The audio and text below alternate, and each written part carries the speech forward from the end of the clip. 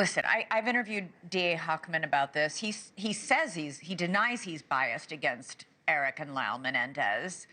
And he says he just simply wants Erik and Lyle to publicly admit to lying about how they planned the crime.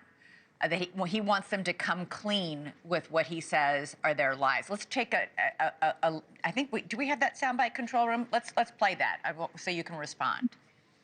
Okay. Until they come clean, fully clean, with the full breadth of their lies, deceit, and their denials, they are not in a position to be trusted, to be fully rehabilitated, and continue to pose a risk to society of public safety.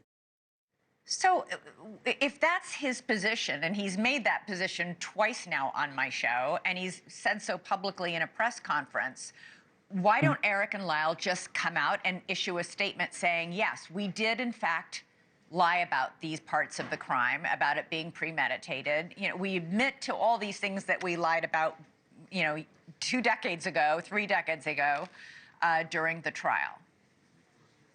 At this point, when we look at his list, his checklist, as he calls it, all of those details were actually discussed during the second trial. And honestly, as a family, one of the points that he has made repeatedly is that he wants Erik and Lyle to apologize to us as a family and come clean with what they have done. And I have to tell you, they have apologized to all of us multiple times, have said, we want to sit down with you. We want to answer your questions.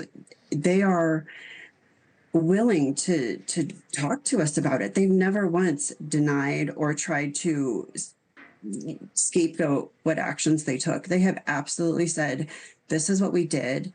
This is why we did it. Should there have been another outlet? Yes.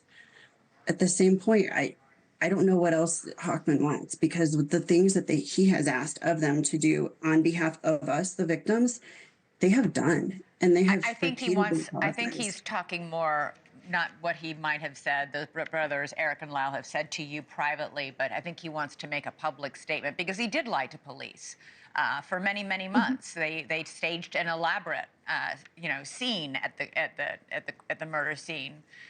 To make it look like a mob hit, and and lied about how they discovered their parents' bodies. I think that's, what he's looking for. Bottom line, Tamara, Erik and Lyle, I remember doing this story. We were like, oh, they might be free for Thanksgiving or Christmas of last year. Things have definitely changed. Are they, when you speak to them, to Erik and Lyle, is hope waning for you and for them that they will eventually get out? Hope is not waning. It's just becoming further off into the distance. I will say Erik and Lyle both are actually pillars of strength for us. Ironically, they keep telling us, don't get discouraged. This is just a part of the process. This has been their experience for 35 years, so they know what it's like. But at the same point, all of these amazing accomplishments that they have achieved over the past 35 years, they have done so to improve prison for other people, and without the thought that they were ever going to see outside of the prison walls. Well, Tamara Goodell, stay in touch. We will keep following the story as it develops. I know that you're fighting hard for a cause you believe in, and I appreciate you coming on the show. Thank you for watching. Subscribe below and download our NewsNation app right now on your phone, and you will get fact-based, unbiased news for all Americans.